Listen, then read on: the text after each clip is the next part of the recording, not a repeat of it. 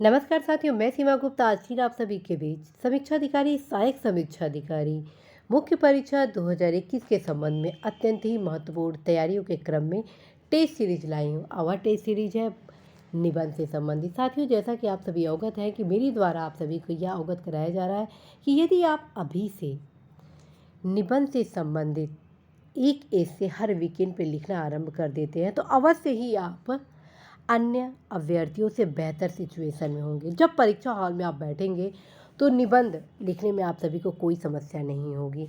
मेरे द्वारा आप सभी के बीच लगभग 30 ऐसे निबंध से संबंधित टेस्ट सीरीज लाया जाना है, जिसका उद्देश्य है उस 30 निबंध की यदि आप अच्छे से तैयारी कर लेते हैं, लिख लेते हैं, तो आप परीक्षा हॉल में बेस्ट से बेस्ट निबंध लिखने की क्षमता डेवलप कर लेंगे। साथियों, मेरे द्वारा आप सभी को वही निबंध दिया जाना है जिसका अध्ययन आप सभी के लिए बेहद ज़रूरी है। तो इस बार आप सभी को निबंध दिया जा रहा है भारतीय विदेश नीति के बदलते आयाम। आप सभी इसे ऐसे लिखिए कि विदेश नीति के समस्त आयाम इसमें शामिल हो जाए। अब मैं आपको बताती हूँ इस निबंध में आप क्या क्या लिखेंगे कि आप सभी के निबंध से संबंधित समस्त आयाम आएंगे। सबसे पहले आप विदेश नीति, भारत की विदेश नीति के जो भी सिद्धांत हैं उसे लिखेंगे।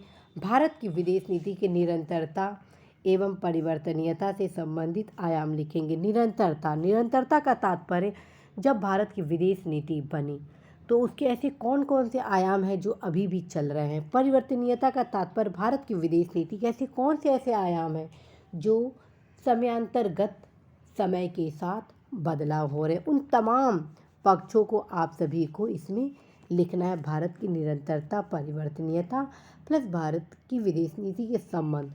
अब इसी में आप सभी भारत के विदेश नीति के अंतर्गत महाशक्तियों के साथ संबंध और भारत के पड़ोस देश के साथ संबंध को भी तथ्यात्मक रूप से लिखेंगे। ठीक है, और इस प्रकार से विश्लेषण करेंगे कि कम शब्दों में सारे पहलू समायोजित हो जाए।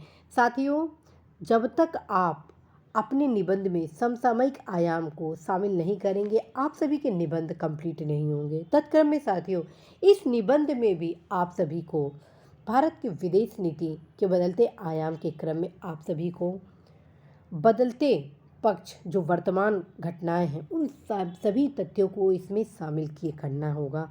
और इस प्रकार साथियों आपका यह निबंध अल्टीमेट होगा। साथियों, मैं फिर से आप सभी को अवगत कराना चाहती हूँ, बार बार आप अभ्यास करेंगे तो निश्चित रूप से आप बेहतर निबंध लिखेंगे। तो आप इस निबंध को अवश्य ही लिखें और nayapahal@gmail.com पर इस लिखे हुए निबंध को उपलब्ध कराएंगे। आप सभी अवगत हैं कि आप सभी के लिए मेरे द्वारा nayapahal@gmail.com बनाया गया है, जिसमें आप सभी द्वारा उपलब्ध कराए गए निबंध को जांचा जाता है।